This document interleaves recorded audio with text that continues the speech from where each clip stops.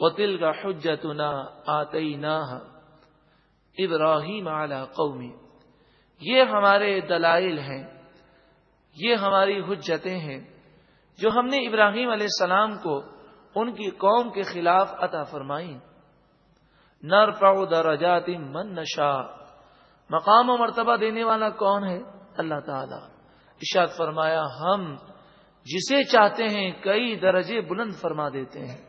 تو انبیاء، اولیاء، فرشتوں کو جو مقام ملا وہ اللہ کے اذن سے ہے اور اللہ کی عطا سے ہے۔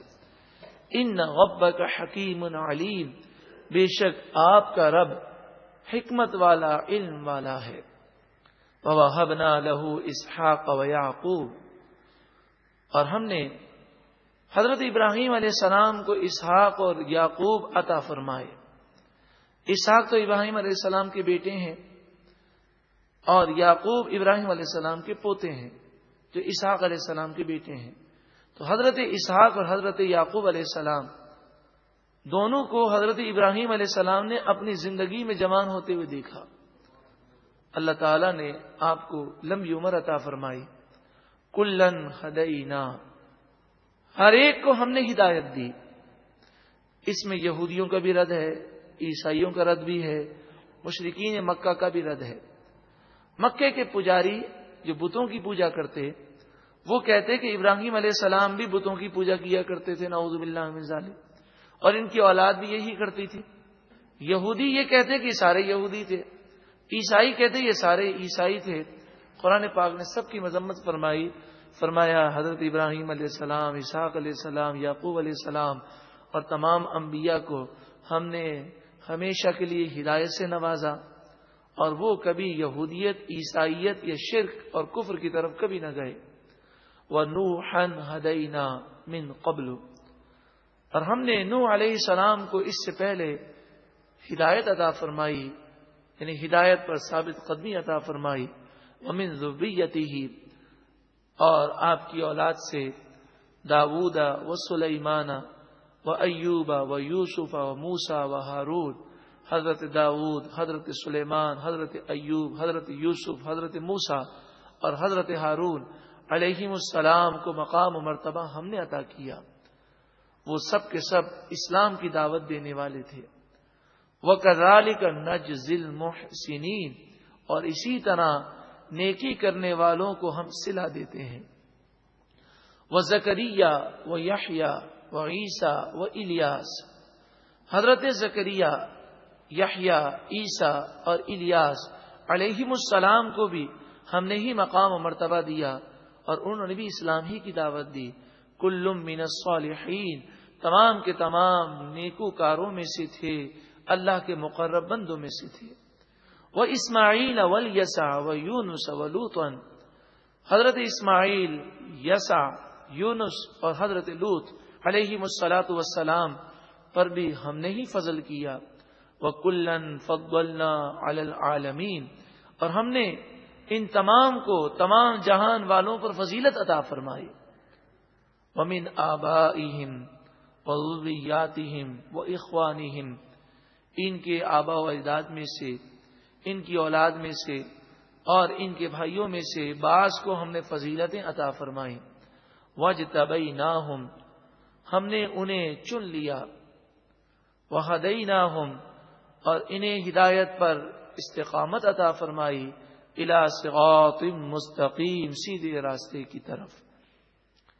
انہی آیات کی روشنی میں علماء اہل سنت نے قرآن و احادیث کی روشنی میں یہ مسئلہ بیان کیا کہ ہر نبی معصوم ہے، اعلان نبوت سے پہلے بھی اور اعلان نبوت کے بعد بھی۔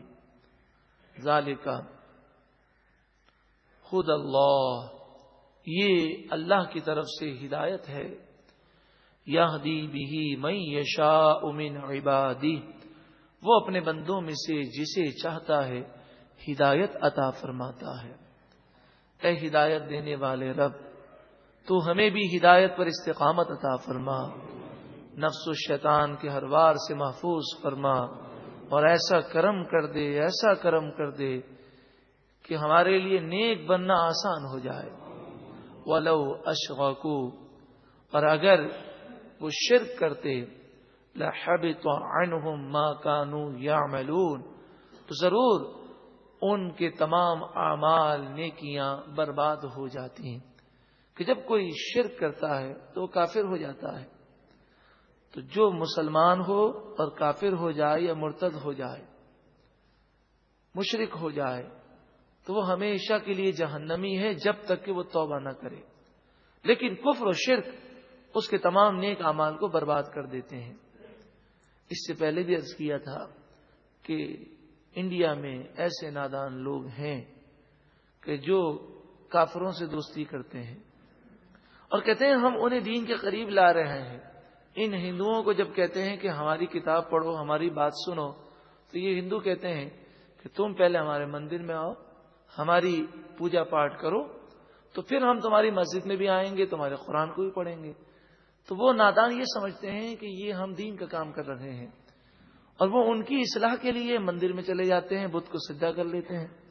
جو شخص ایسا کرے اس کے سارے نیک اعمال برباد ہو جاتے ہیں. اگر وہ توبہ نہ کرے اور ایمان دوبارہ نہ لائے تو وہ چاہے نمازی ہو پھر بھی وہ جہنمی ہے. بت کے سامنے سجدہ کرنا یہ مشرکوں کی خاص علامت ہے. چاہے اس کی کوئی بھی نیت ہو، ایسا کرنے والا کافر ہو جائے گا. اللہ تعالیٰ مسلمانوں کو عقل سلیم عطا فرمائے. یاد رکھیں کہ نیکی کی دعوت ہمیں دینا لازمی ہے، مگر شریعت کے دائرے میں.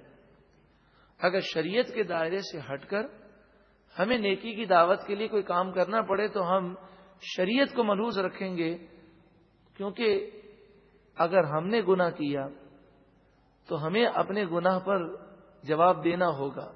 لیکن ہم نے کسی کو سمجھایا پھر بھی کوئی نہ سمجھا تو کل بروز قیامت ہماری پکڑ نہیں ہوگی. اولئک الذین آتیناہم الکتاب، یہی وہ لوگ ہیں جنہیں ہم نے کتاب عطا فرمائی. یہ انبیاء علیہم السلام، والحکمہ، اور انہیں حکمت عطا فرمائی، والنبوۃ، اور انہیں نبوت عطا فرمائی.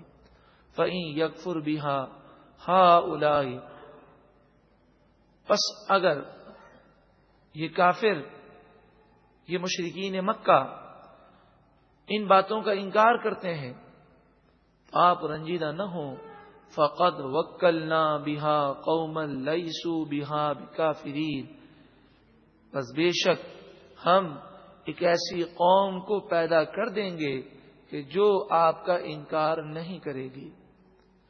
نبی اکرم صلی اللہ علیہ وآلہ وسلم نے یہی فرمایا کہ جب طائف کے میدان میں کافروں نے ظلم کیا تو پہاڑوں کے فرشتے نے عرض کی کہ آپ حکم دیں تو ان پر پہاڑ ملا دیے جائیں، گرا دیے جائیں اور طائف کی بستی کو کچل دیا جائے.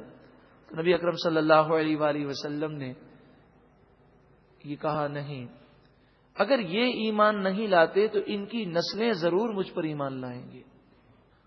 اولئک الذین ھدی اللہ، یہی وہ لوگ ہیں جنہیں اللہ نے ہدایت عطا فرمائی، اور انبیاء ہدایت کے اس مقام پر فائز ہوئے کہ جو ان سے وابستہ ہو جائے وہ بھی ہدایت کا مینار بن جائے. فَبِہُدَاهُ مُقْتَدِی، بس ان کی تعلیم کی پیروی کیجیے. قل، اے محبوب آپ فرمائیے، لا اسألکم علیہ اجرا، میں اس تبلیغ دین پر تم سے کوئی معاوضہ اور اجرت طلب نہیں کرتا. ان هو الا ذکر للعالمین، یہ تو صرف تمام جہان والوں کے لیے نصیحت ہے. وَتِلْكَ حُجَّتُنَا آتَيْنَاهَا إِبْرَاهِيمَ عَلَى قَوْمِهِ، یہ ہمارے دلائل ہیں، یہ ہماری حجتیں ہیں جو ہم نے ابراہیم علیہ السلام کو ان کی قوم کے خلاف عطا فرمائیں. نَرْفَعُ دَرَجَاتٍ مَن نَشَاءُ، مقام و مرتبہ دینے والا کون ہے؟ اللہ تعالی. ارشاد فرمایا ہم جسے چاہتے ہیں کئی درجے